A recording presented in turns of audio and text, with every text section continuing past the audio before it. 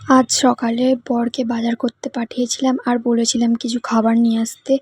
খিদে পেয়েছে তাই তো বর পরোটা আর ঘুগনি নিয়ে চলে এসেছে।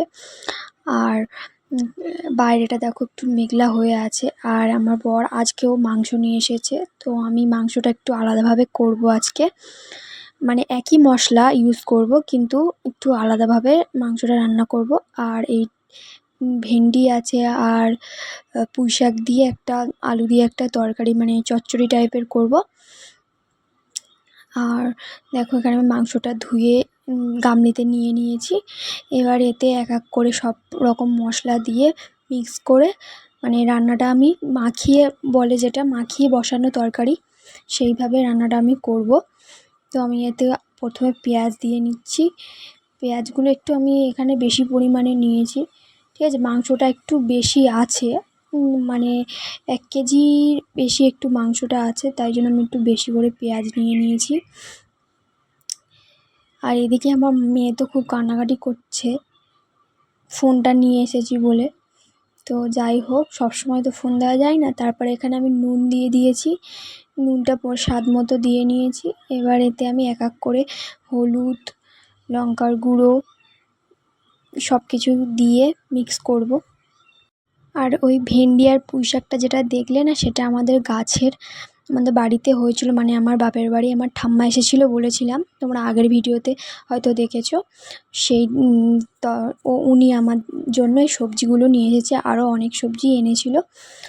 তো আমরা খেয়েছি, আর এইগুলো আছে, এখন রান্না করব। আর এর মধ্যে আমি জিরের গুঁড়োটাও দিয়ে নিয়েছি, হলুদ গুঁড়োটাও দিচ্ছি। এবার আদা রসুনের পেস্ট আছে, ওটা দেব। একটু লেবুও চিপে দেব, যাতে একটু টেস্টটা হয় আর মাংসগুলো যাতে ছেড়ে না যায়। একটু লেবু দিয়ে দেখবে, লেবুর রস দিলে মাংস হাড় থেকে ছেড়ে যায় না। আর এতে আমি একটু ঝাল কম লাল হওয়ার জন্য কাশ্মীরি লঙ্কার গুঁড়োটা ইউজ করব। ফোনটা ঠিক করে ধরতেও পারছিলাম না, এক হাতে ফোন ধরে ভিডিও করছিলাম, তো তাই খুব একটু অসুবিধা হচ্ছিল। তো আমি এখানে আদা রসুনের পেস্টটাও দিয়ে দিলাম। আদা রসুনের পেস্টের থেকে আমার মনে হয় মানে আদা রসুন বেটে দেওয়া ভালো।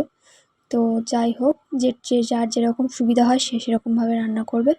তারপরে আমি ওখানে লেবু রসটা দিয়ে মিক্স করে নিচ্ছি, খানিকক্ষণ মিক্স করে রেখে দেব। দেখো আমি এখানে মিক্স করে রাখা ছিল আধ ঘন্টা। তারপর আমি এখানে মাংসটা কষিয়ে নিয়েছি, দেখো তেলও বেরিয়ে গেছে। তারপরে দেখো এই আমি কিছু বোনলেস মাংস আমি রেখে দিয়েছিলাম, এটা মানে অন্য একটা রেসিপি বানাবো বলে। ওটাকে আমি কুচি কুচি করে কেটে ভেজে রেখে দেবো, যেহেতু এখন আমাদের ফ্রিজটা নেই।